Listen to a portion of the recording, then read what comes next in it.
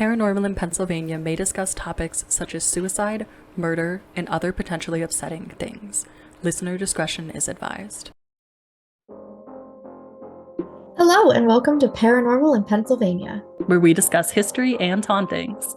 Today, we're going to be traveling outside of Pennsylvania to Savannah, Georgia, and we have a very special guest today. I'm Erica. I'm Sarah. Let's get into it. Oh my gosh, I totally forgot that line. Okay, hold on. That's fine. Let's get into it.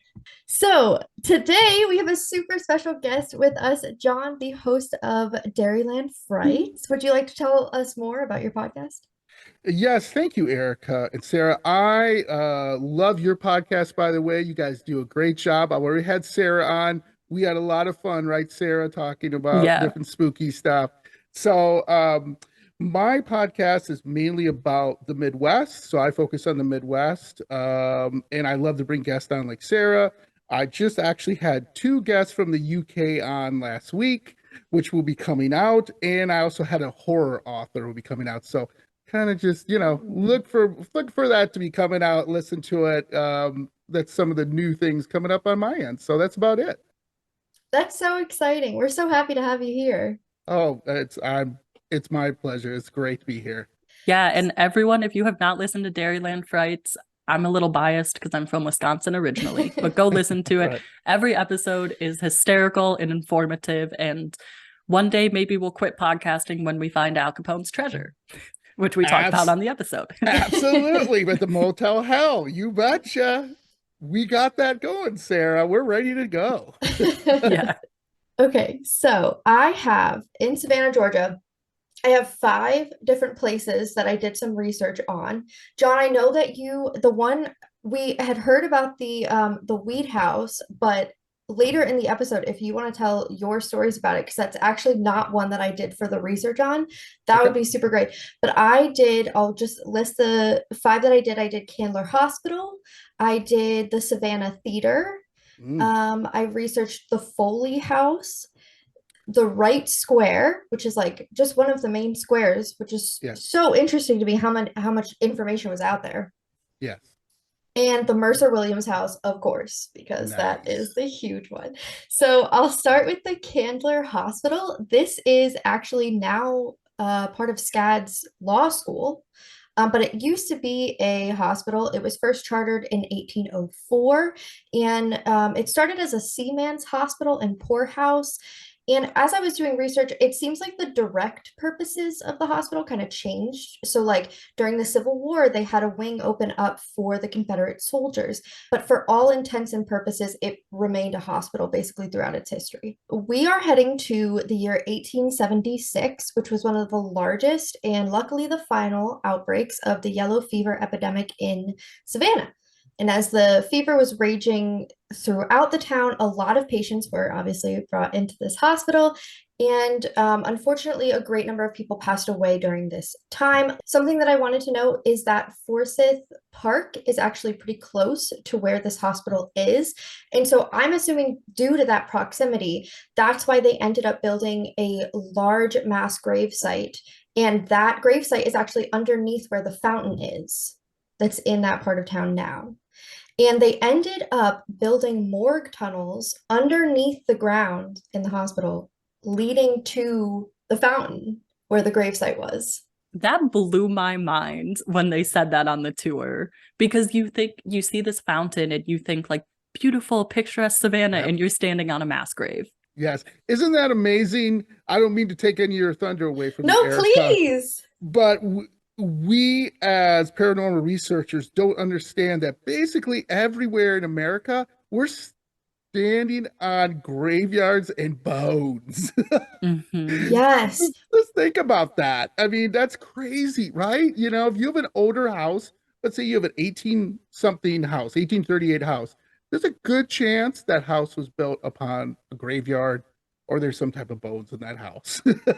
Well, funny enough, I was talking to somebody who thinks that their house might be haunted, and they had said to me like, well, I don't know. I mean, nothing crazy happened in the house. And I said, but was there anything that happened on the grounds? Because before your house was there were different things that occurred during history. And so it's interesting to me too, just like the amount of history that's happened, obviously, underneath the buildings that we've built. Absolutely. That's why David won't let us move into an old house. I think they're so beautiful and picturesque. And he's like, I like to investigate paranormal sites, not live in one. That's a fair point. Fair point. So apparently there is some doubt to the existence of the tunnels because I had read, so one source I read said that there were multiple tunnels leading to multiple grave sites. I don't know how realistic that is for that time period, but that's why I think there's some doubt because not only I think maybe the realism, but also there wasn't any news reports on these tunnels. So like in 1884, there's an article in the Savannah Morning News about how there was to be a construction of one tunnel beneath the hospital to replace the above ground morgue. And so we know that that one does exist. But my theory, I don't know if you guys agree, my theory is the reason that they built those tunnels during the yellow fever epidemic was because they did not want to alarm the citizens while they were transporting the bodies. So there wouldn't have been news because they were trying to like cover that up. Yeah. Isn't that something? So I've done a lot of episodes on asylums, the big ones here in the Midwest, Edinburgh, Wood County, and Randolph. And all they had these tunnels, they would abuse their patients, right? They would just make them feel like terrible people and abuse them. And I can't even bring up the things that they did to these terrible patients. But then they would take the dead and come in a tunnel. So don't see the dead people, but I can abuse you and treat you like crap. Can I say crap on this? I just did. Yeah. And that's interesting. Like you said, they have yellow fever, and you're like, oh, let's not upset people because, well, it's yellow. Well, if you knew someone who had yellow fever, you were probably knowing there's a good chance you're going to catch it, like COVID, right? Oh, yeah. yeah. Oh, right. Yeah. And so the history, I say this all the time, but the history of Candler Hospital is just interesting enough. But there, of course, are hauntings. And the reason that I chose one of this place in particular was because I read that there are residual hauntings, which we've talked about before. And for those who don't know, they're basically just imprints in time, like a tape playing over and over again. And it's kind of marked with the fact that the spirits can't take part in present day. They're just on this tape. Yeah. So some people have said that they've seen patients wandering the halls with a lost look on their face, which when I read that, I was like, I wonder if they came from the tunnels. Like maybe they came off and they were like, where am I? Hello? Yeah. Right. Yeah, I gotcha. Totally get Yeah, they're like, this is a law school? Yeah. Yeah. Others have heard screams kind of echoing around the building. Some people have claimed that they hear voices all around them. And the vibe that I got from that is kind of like a cafeteria where you're like hearing a bunch of voices around you at the same time. Yeah. And then footsteps are heard without a source. And so is knocking coming from random walls. That is like Erica's least favorite haunting thing, the knocking. So really quick. All right. I just have to ask this question really quick.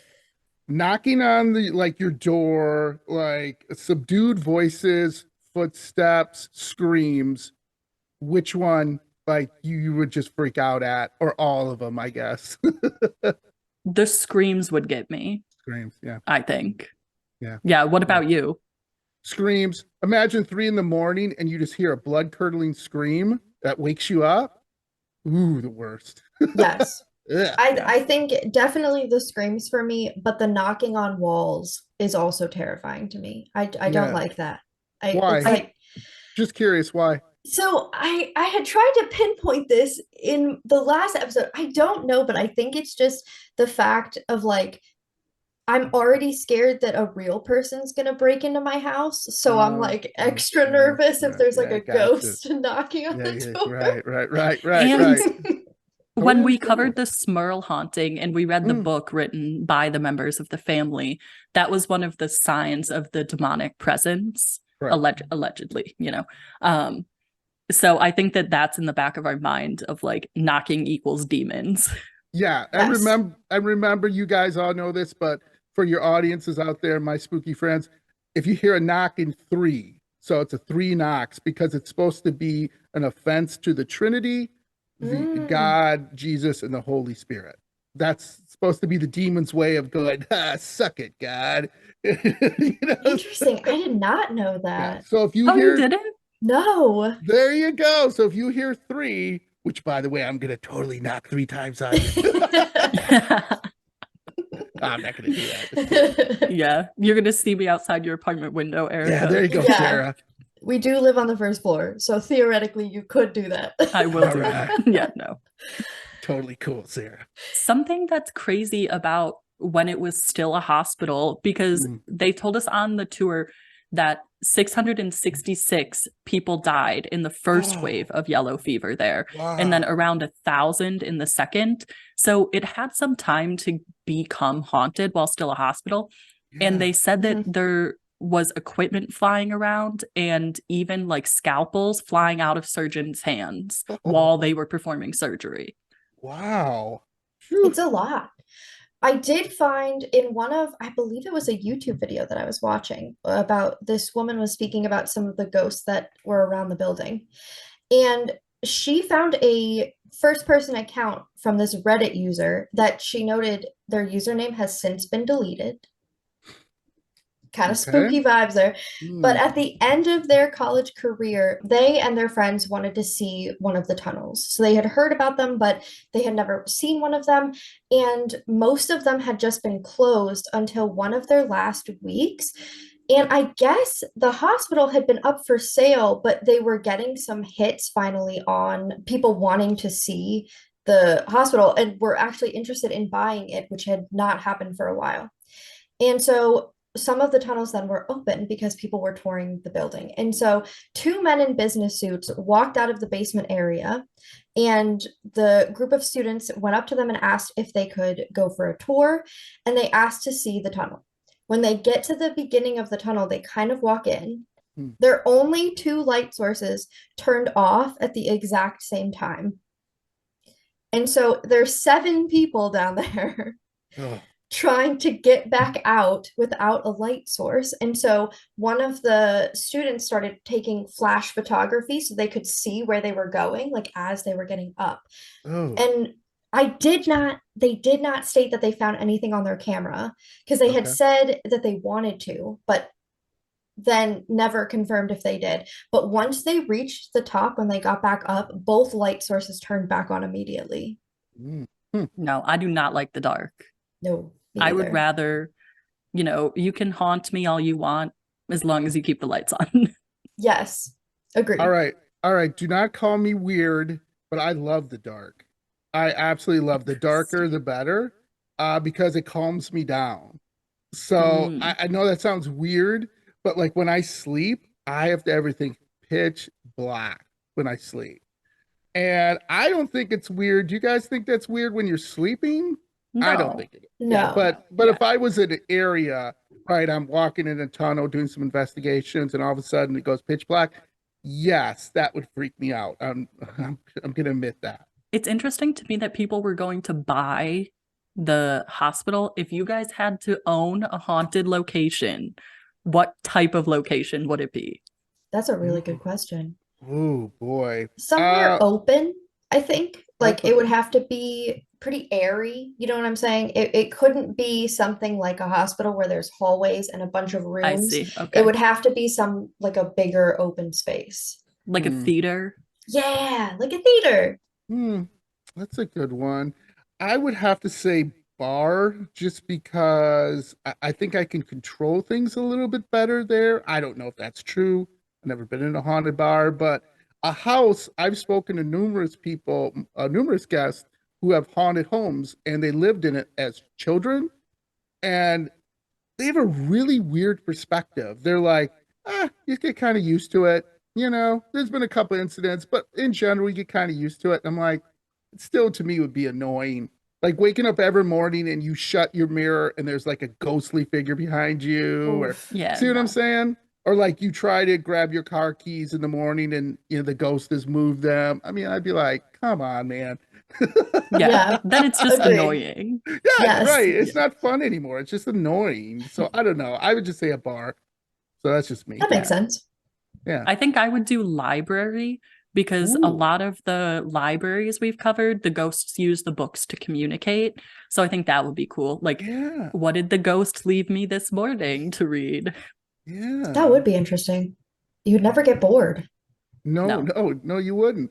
So we got this all figured out. They go to the library, read some books, then they go to the theater, see a show, and then you come to my bar and have a drink. There we go. Perfect. Once we find Al Capone's treasure, we will fund all of these places. There we go. So, speaking of a theater, that's our next place. Savannah Theater. So December 4th, 1818 is when this theater opens, but it wasn't until 1838 that the theater actually started to become successful. So apparently it changed hands a lot and just didn't really attract a ton of people. And then once we reach 1898, that's when the disaster started to occur and started to happen in the theater. So in 1898, a hurricane ripped off the theater's roof and unfortunately flooded the building.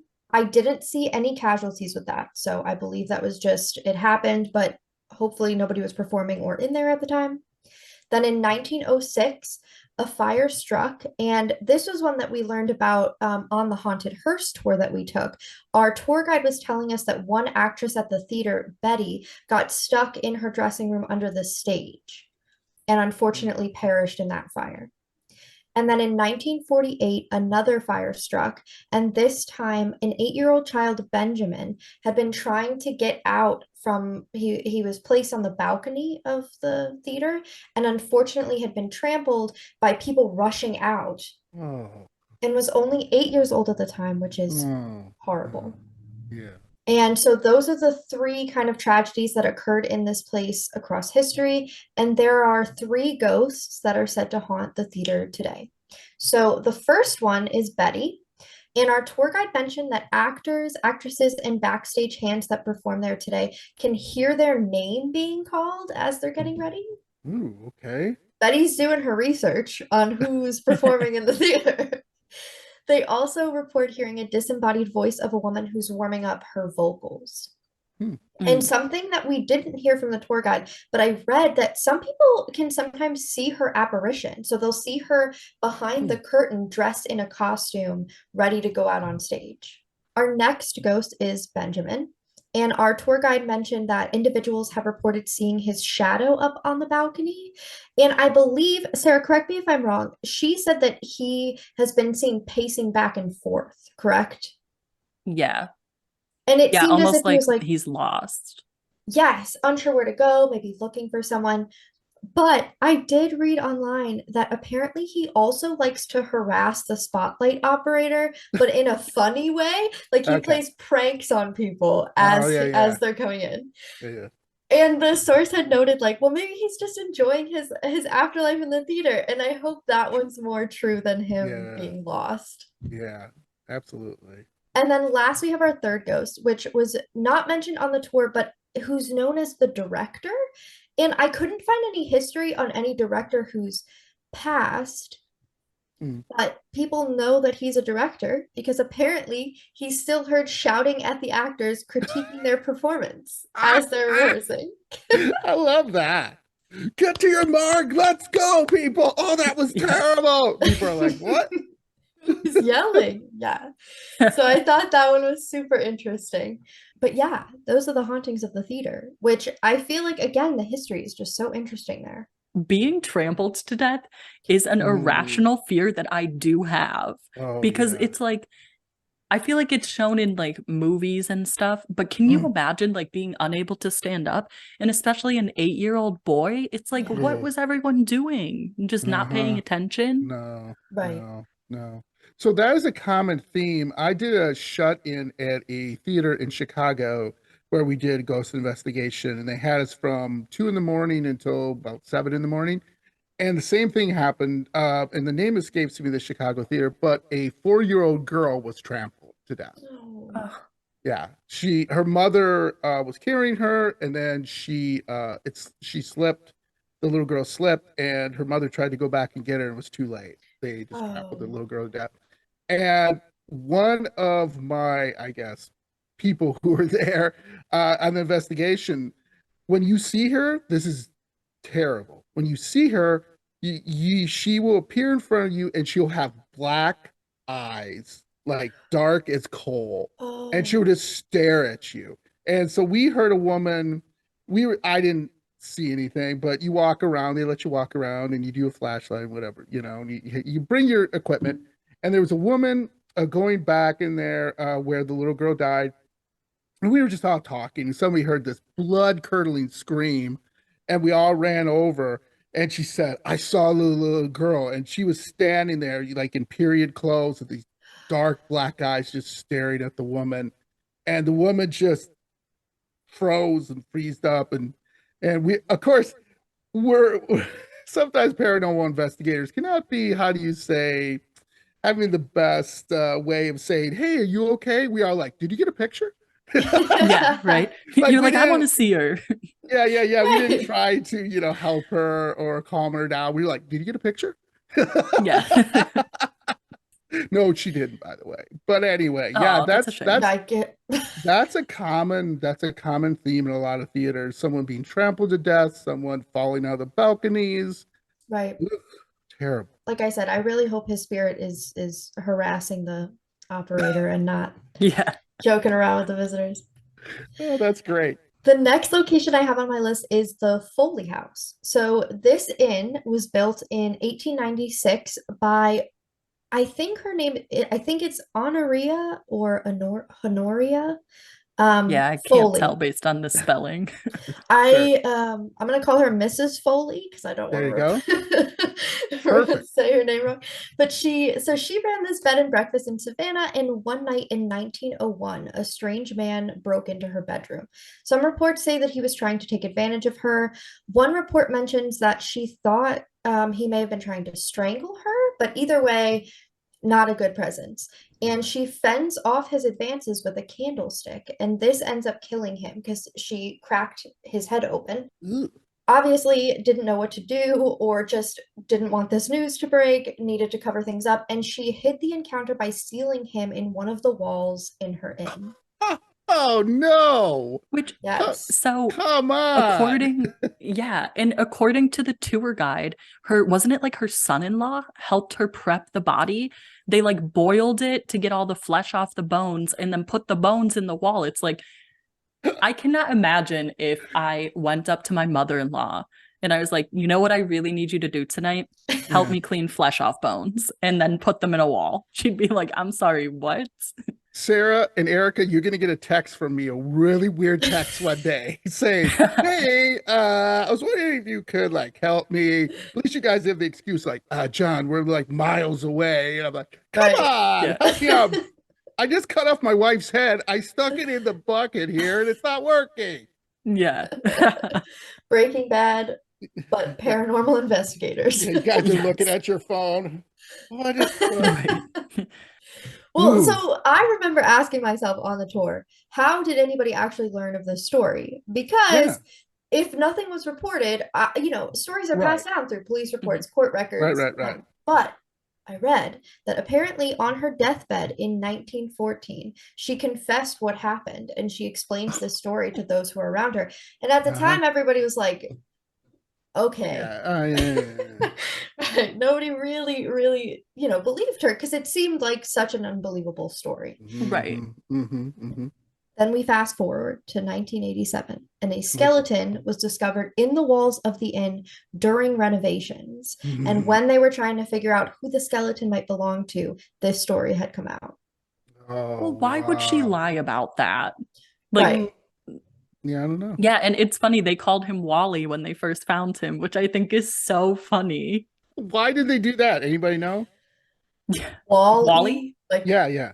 Because he was in the wall. Because he's in the wall. Oh, I'm sorry. I ta-ching, ba-boom. I got Well, at first I thought to myself, what's the connection to like, where's Wally? And then I was like, Erica, it's the wall. It's not. It's the...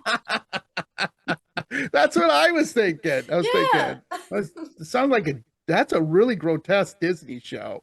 I don't know about that. Yeah, not fun. So those are the events that occurred. And our tour guide mentioned that Mrs. Foley can be found now in her old room, which is now room 301. She's found standing over the visitor's bed, tucking them in at night. Which sounds so sweet, but I think that I would be horrified. No, nope, nope, nope, nope, nope. No way. It's so at odds with like, I beat this man with a candlestick and now I'm like tucking people in. It's like, she can do both. Yes. Ooh, what a temper. Just snaps like that. She can have it all. She can have it all. So people have also reported seeing an apparition in various parts of the property. And this is a male apparition, so they believe that it is the gentleman who broke in. Some people can see him in the actual inn, but others have reported to see a man dressed in a suit wearing a top hat in the gardens around the inn, which is interesting. And that's where I wrote in. So the occurrences happen so frequently, they named him Wally. Nice. I found this first-person account, and I thought this was so interesting. One woman, Jerry Linton, she was walking up the front steps of the inn when she felt herself being like shouldered out of the way from behind, and she saw a man in the top hat push right by her and started just stomping towards the front door. So she's annoyed at first because she's like, that's rude. But then she sees his demeanor and she's terrified because he's super angry. And she reported that his skin was pale, but his features were very dark. And then she just got confused because he paused at the entrance and then disappeared through the front door. Whoa. I've never broken in to strangle someone before. So what do I know? But I don't think I would wear a top hat. If you want to throw off the police, right? Imagine you're a police report and said, the guy had a top hat. You'd be looking at a top hat. Why would someone wear a top hat to strangle somebody? True. I don't know. That's what I saw. So Jerry decides, she's like, okay, I have my wits about me now. She walks in. And she found the front room empty, so she's still a little freaked out, but she can still hear footsteps going up the stairs. And she follows the sound, and the footsteps stop right in front of a random spot in the wall. But it was not random, because that was where they found the skeleton. Wow. That's interesting. I've never heard of that before, I've heard of people where they, like, kind of try to communicate, like, that something's going on, like they're there or something's weird, you know what I'm saying? And then people renovate the house and they find a grave underneath here or they find bones or something. But I've never heard of someone who goes right to the place and be like, hey, I'm in there. Yeah. Wow. Yeah, that was a really interesting story. I remember hearing that one on the tour and being like, this is different, definitely, than other historical stories I've heard before. Absolutely. Yeah, and just shout out to that tour because it was so great. So great. Savannah Hearst Tours converted hers. Very spooky, very cool. And our tour guide was Anita Coffin. She crushed it. She had jokes. She had the history, the hauntings. It was great.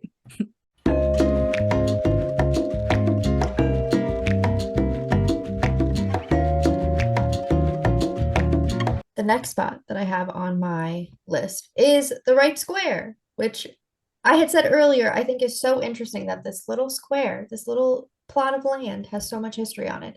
So originally the square was known as Percival Square, and it was laid out in 1733. It was changed to Wright Square in 1763 after Sir James Wright.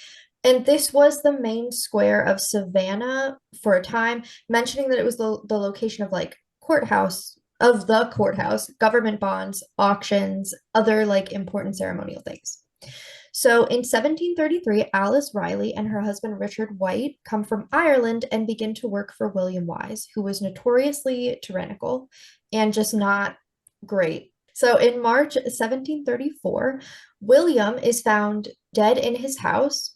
His head was in a large bucket of water with a neckerchief, which I had never heard of before researching this. I've heard of handkerchief, but with a neckerchief tied around his neck. And so it was clear that he had been drowned. And he was actually the first murder victim of Savannah, in Savannah. Oh, interesting. And so Alice and Richard were missing when the body was found, so they were immediately put under suspicion and a search was started. Once they were caught, they were sentenced to death for William's murder. Richard was hanged, and so in response to William being the first person murdered, he was the first person hanged in Savannah. Alice, on the other hand, she was found to be pregnant with Mr. Wise's baby. So she was placed back in jail to carry out her pregnancy. 2 weeks after the baby is born, she was also hanged.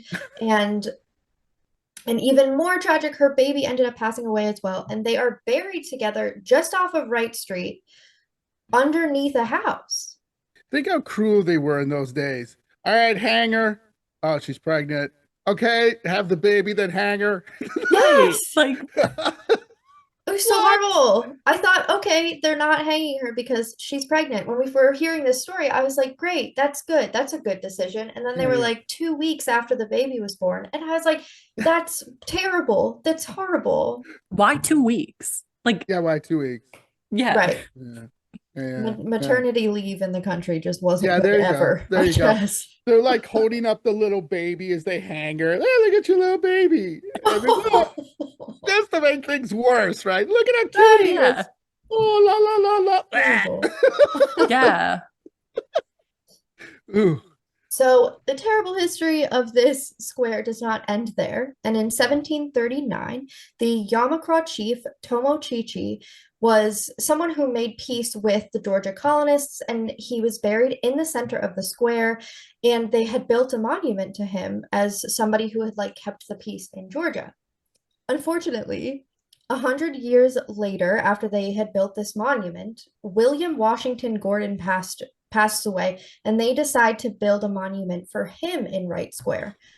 And they disrespectfully, unceremoniously remove Tomochichi's grave. And I couldn't find if this was by accident or if they did this purposefully, but they scattered his bones around the plot and made way for the new monument. And I don't know if it was like they, were digging and just didn't care, or if they purposefully intended to spread his bones around. Unbelievable.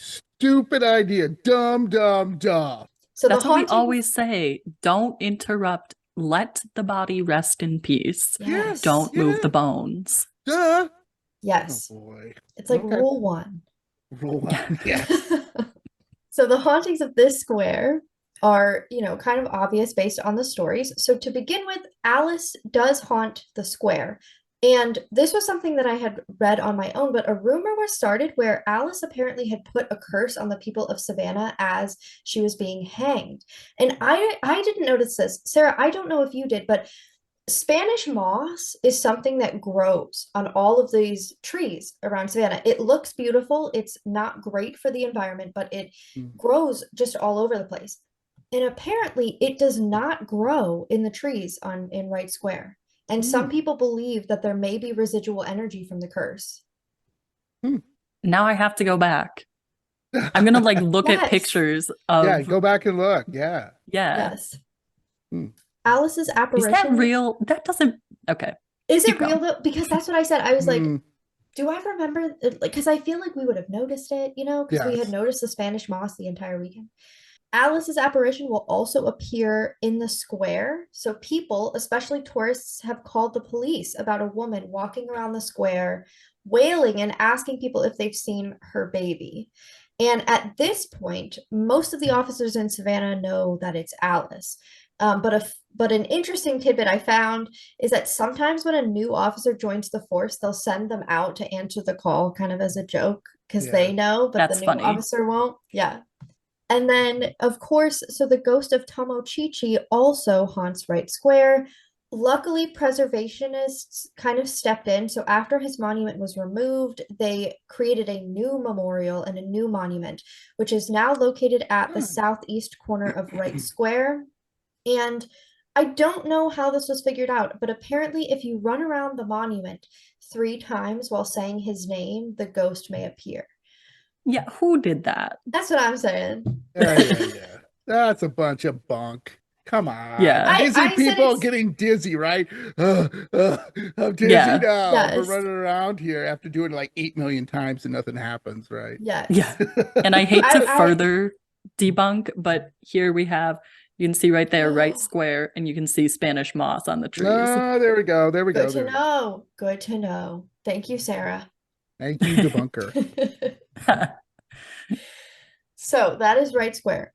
And the last place that we're going to talk about is arguably the most famous, I believe, as it did spawn a book. We're going to talk about the Mercer-Williams House. So the Mercer House, that's what it was called originally, was being built for General Hugh Mercer, but construction was halted due to the Civil War starting. So after the war, he returned to Savannah, but he did not return to the house and sold it off. So no actual Mercer ever lived in the house, interestingly enough. Because normally the houses are named after the first family that lived there. Mm-hmm. So General Hugh Mercer then sold the house to John Wilder, who completed the house in 1868.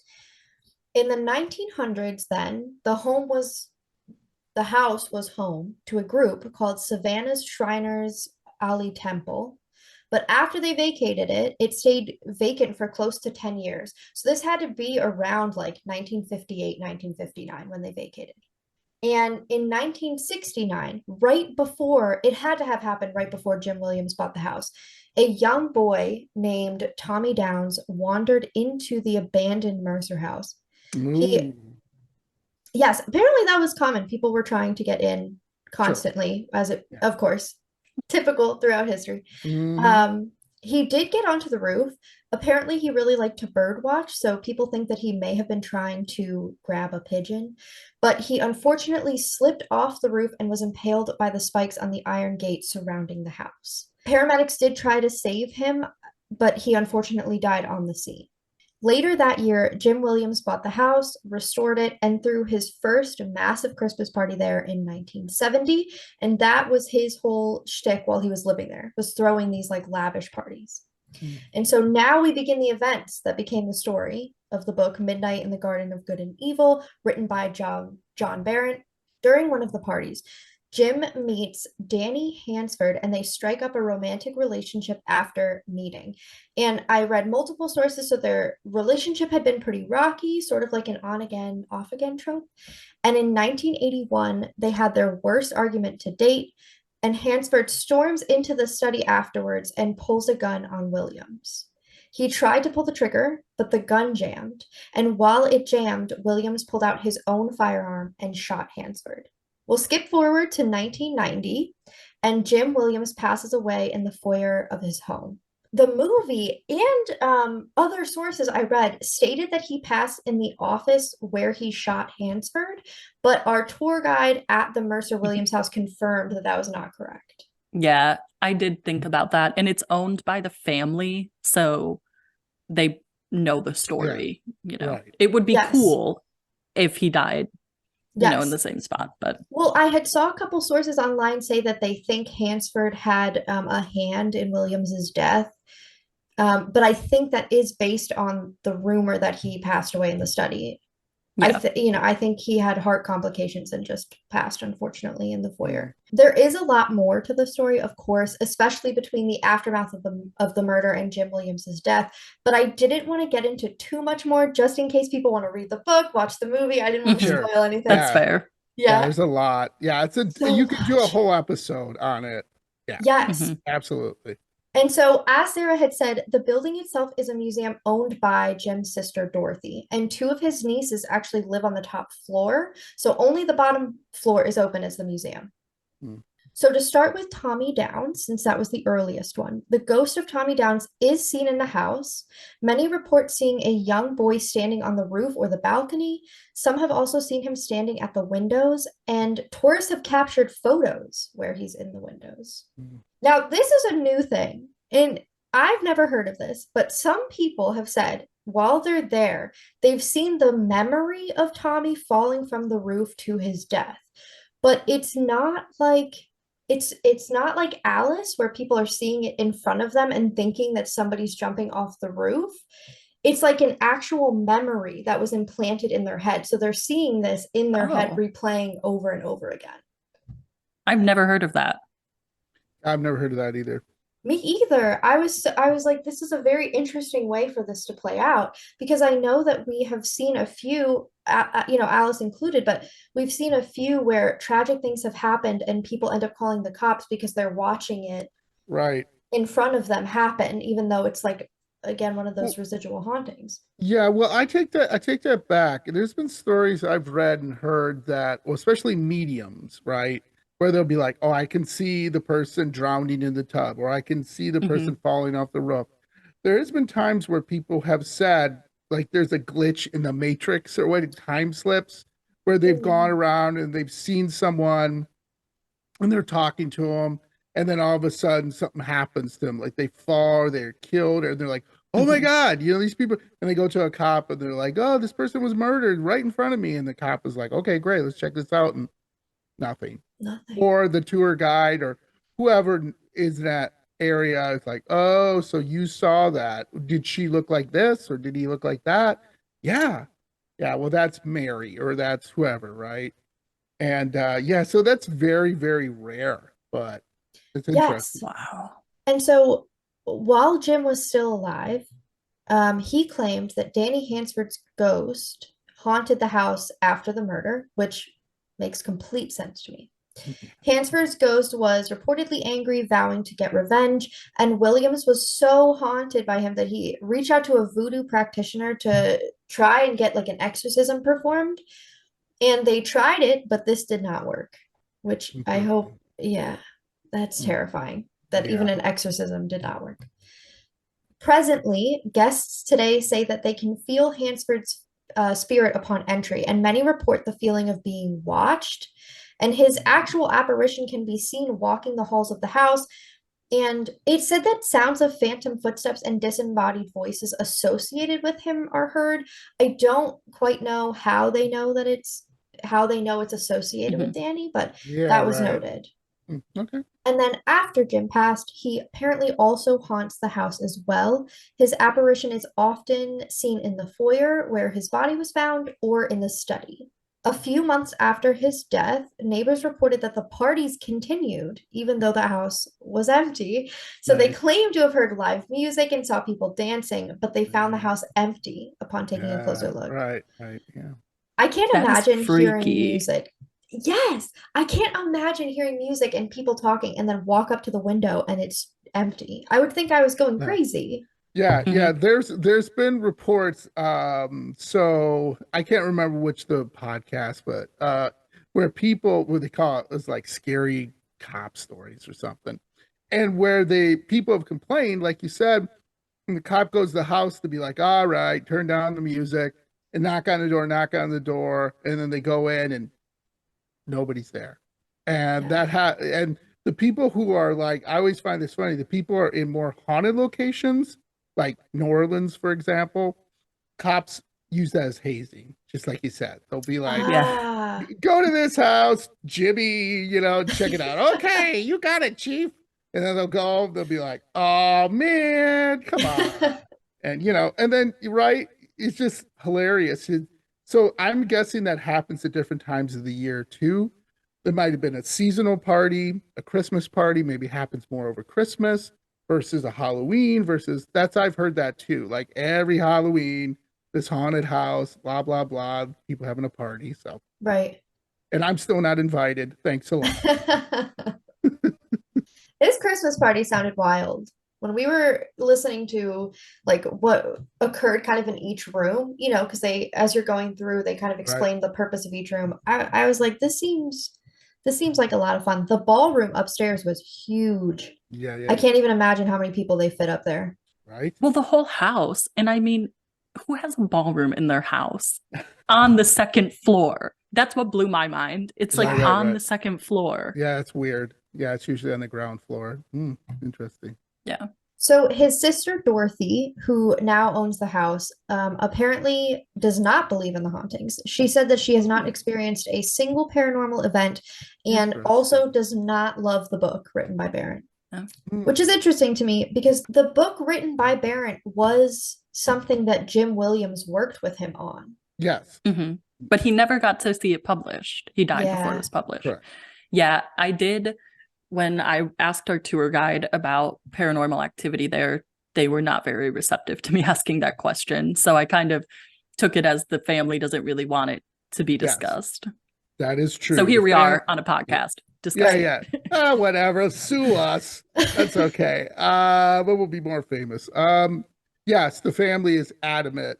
Do not bring that up. So those are the 5 that I had. Sarah, if you remember anything else, and John, please, like I said, I think you had mentioned the weed house that I had not done extra research on. Yes. So my tour took me on some different, there's a ton of tours, which I highly recommend. And like to Erica's point, they're really good. And your tour was really good. So obviously, check that one out. So they took us to the Sorrel Weed House. That's a very famous one. It was owned by the Confederate general very quickly. So what happened there was a slave fell in love with the general. Okay. Or excuse me, the colonel. He wasn't a general, he was a colonel, fell in love. And the wife found out. Okay. So the wife was like, beat it, lady, to the slave. And I'm sure she really did beat her. And the slave woman didn't take it very well. So she poisoned their food. And for some strange reason, the kids died, the wife died, but the colonel lived for a while. And so he was, he was really sick though, and he was very distraught. Eventually he died too before he killed the slave woman. And so there was murder in this house, death and the kids, all this stuff.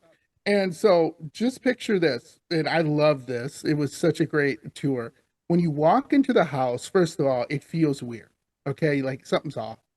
But in the study, on the study floor, is a huge voodoo symbol that the slave woman put down on it, on the floor, had put this terrible voodoo symbol, which the guide said, if you step on this voodoo symbol, there's a good chance you're going to die within the month. So everybody backed up. Literally the whole group just backed up. And what the slave woman had done, she put carpet over the voodoo symbol. So the kids walked on it, the wife walked on it, the colonel walked on it. So what happened was, when you go in this house, when they take you in the basement, the children used to play in the basement. Why? I have no idea. But so when you go in the basement, you can see sometimes a little girl in the corner just staring at you and wondering, like, what happened? Like, I'm playing, now I'm dead. The little boy likes to bounce the ball up and down the steps. So you will hear ba-doom, ba-doom, ba-doom, ba-doom. And the wife likes to basically still try to figure out what happened. So she roams around, and you hear her crying and moaning for her children, because I guess her children died first and she had to watch them die. Then she died. Then the colonel died on what they call a fainting couch back in those days. So it's basically just a couch. And if you sit on that couch, supposedly sometimes you will get pushed off by the colonel because he died on that couch. Also over the fireplace is a creepy picture of the colonel, who people have said when they move, his eyes follow them. So I took a bunch of pictures, didn't see anything. I guess a couple of people did catch some weird things on there with some mist and stuff like that. But the whole house is just a historical place now. Nobody owns it. And it's really weird because it's right off the square. So it's you park your car and 2 feet go in your house. So it's right there. Yeah. And nothing fancy about the house, but it was just, again, people have said, oh, I forgot the other thing. They see the reflection of the wife in the mirror when they go into the bedroom. So, where she would do her hair and whatever makeup, you would see that, and took a bunch of pictures, did not see that. The other thing that was really freaky, other house, and I'm just looking it up right now because I couldn't remember. This one is 12 West Oglethorpe. And we couldn't go in that house because they said that construction workers were there and they were renovating it. And everybody just was like, this sucks. I got to get out. Everybody quit. But this is my favorite story. So someone was in the attic. They were just, doing their whatever construction thing. And all of a sudden they hear screams from this guy up there. So everybody runs up there and they see the guy being hung by a string or a rope. And he's like off the ground. And everyone's like, holy wow, So they go and they grab him and they feel like someone's pulling him too. So they get him off of there. And now you would think after that, screw it, I'm not coming back. This guy came back and went up to the attic again. And this time, same thing. He starts screaming. This time he's not being hung. This time someone's trying to pull him down the steps. So he's hanging on to like a board or something he was working on. And they see him like this, like, levitating off the ground. And they were like, oh my God, okay. And then everybody just said, screw it. We're done. They have boarded up that house. I don't know what they have done with that house, but they would not take us to that house. They refused. Wow. Everybody's like, come on, man, let's go. I'm like, God. Everybody's like, nope, you're not going. The last quick one was the Civil War Cemetery. And if you know your history at all, I'll bore you if you don't. So when Sherman during the Civil War was marching to Atlanta, marching to his march to the sea, he destroyed everything. He just leveled everything. He just said, screw it, I'm setting you on fire. Terrible things. It's a war, obviously. So in the Civil War Cemetery, you're going to go, duh, John. So when they got to Savannah, they did most damage. I don't know why. Savannah just took most of the brunt of it. I have no idea. So the soldiers, it was a especially cold night. So what they did, they went into mausoleums, threw out all the coffins, threw out all the bones, started fires in the mausoleum to keep warm. There were some newly dug graves. They took the coffins out, threw the bones, scattered the bones everywhere, got into the ground because it was warmer there. And a lot of the other soldiers too were known to, how do I say, necrophilia with some of the women had just gone into the grave. And so this is a terrible place. Now, the funny thing is, when we tried to go in, he tried to open the gate and the guy forgot his key. He's like, oh man, I'm sorry. And he goes, by the time I go back and get it, it's gonna be too late. You can't go in this cemetery after nightfall. They will not let you in.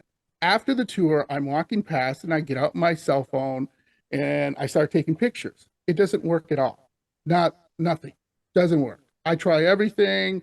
And then I felt really, really weird when I got close to the iron gates. Like it felt like somebody was pushing me away, And so I said, okay, I'm out of here. So funny story, I get back to my hotel and this really nice woman, because I told her I was going on the tour and I come walking in and she sees me and she goes, oh, honey, you didn't come walk here alone. You weren't alone out there, were you? And I'm like, yeah. She goes, don't ever do that. And I'm like, oh, okay. And she goes, well, first thing I found out, Savannah at that time had a high crime rate and there were a lot of murders. So that wasn't good. Yeah. And also when I told her I was at the graveyard, she suggested I see a medium or a psychic or somebody to get rid of a spirit that might have attached, because that happens all the time. People, they say you shouldn't go in that cemetery because you will either one, have a spirit attached to you, a demonic entity, because of the terrible, violation of all these bones and everything. And it was funny too, is when I got home and I tried my phone, it worked fine. There's nothing problem. But she was like, it was so funny. She was like, okay, if you go on a tour tomorrow, I'm coming with you. Aw, that's so sweet. Yeah, that is. She was like, I'm going to give you like a special cross thing. And I'm like, oh, okay, But that was just some of the things too that I saw. And well, just one other thing. When I was walking in the square that night, I don't know if it was Wright Square, but when I was walking home, I did feel like someone was following me. I had that weird feeling. And when I went to bed that night, I slept all the lights on and the TV on. Oh my gosh. That's understandable. That's how scared I was, because I kept hearing things and weird things. And I was just like, oh, okay. But yeah, it's gorgeous there. I would love to go back. It's a beautiful place. There's so much rich history there. It's unbelievable. Yeah, we only had really 2.5 days there. And we were saying we could easily have been there for over a week. There's so much to do there. Yes, there is. And I don't know if you guys noticed this, but everyone I talk to, like, accept it. Yeah, it's haunted. Yeah, we get it. Exactly. Yes. And you know, when I was talking to this hotel manager, she's like, "Oh yeah, my house was haunted when I was a little kid." Yeah, no big deal. Yeah, like, oh, okay. Yeah, great. like, good for you. Yeah, whatever. You know, everything's haunted. Whatever, go downstairs. Blah, blah. But they were adamant about, do not go near certain buildings. Do not go the graveyard. Do not walk alone. They were very adamant about that. Like, do not do that. I am glad we were never walking alone, because I did as soon as you said that, I'm just like reviewing the weekend and I was like, I don't think I was ever alone. Yeah. Do not do that. I highly recommend everyone listening to this, if you go there and you're trying to be brave like me, I'm an idiot. Don't do that. And I'm a pretty big guy, so people, you know, still, it's a dumb thing to do. It's more fun to go with someone else too. So yeah. Well, thank you, John, so much. This was so great. Yeah, if you guys ever want to have me on again, or if I could have you guys on again, I would love it. You guys are great. Like I said, please check out Paranormal Pennsylvania. I love too, Sarah, and I don't know if this is you, Erica, where you did a little sightseeing tour or something, and you guys were looking at stuff. Love that. Because I'm a big history buff too. So so anytime. I love you guys. It'll be fun to come back on. Yes. Yeah, and everybody listening, Dairyland Frights is very similar to ours, just different region. So if you like Pip, you're gonna like Dairyland Frights. Go check it out wherever you get your podcasts. Follow on Instagram, etc., for more spooky content. Yes, thank you very much.